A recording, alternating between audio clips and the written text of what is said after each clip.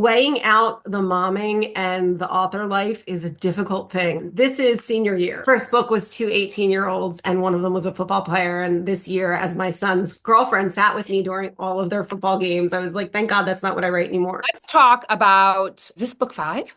This is book 5 in this series. So talk to me about these characters. This whole series is a second generation spinoff, and these characters are Maverick Emmie and a brand new character whose name is Emmy Monroe. And Maverick is a professional football player. He's a single dad. He's 26.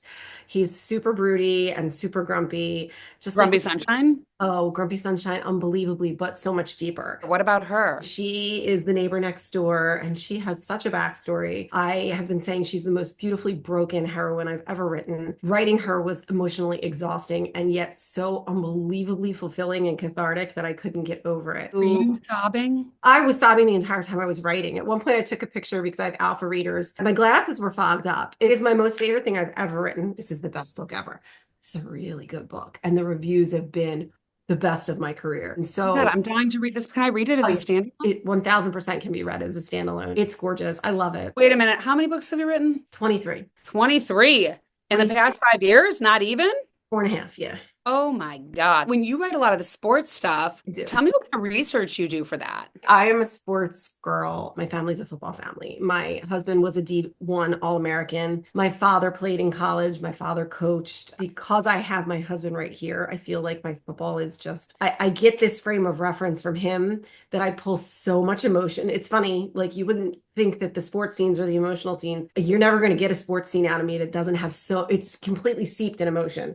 Like from this coach's speech to what's happening in the locker room to the thoughts going on in the field, I drench it in emotion. Did you become a reader before you started writing? I feel like my story is almost like a broken record because so many of us probably say the same thing. Somebody handed me 50 Shades of Grey. I was on bed rest, pregnant with my third son, when we started the process of early intervention. I've got one that's going through this process. I'm on bed rest with the next one. So that was June. I gave birth in July. My youngest son was born with torticollis, so his neck did this. So he immediately needed therapy multiple days a week. And by September 19th, my middle son was diagnosed with autism.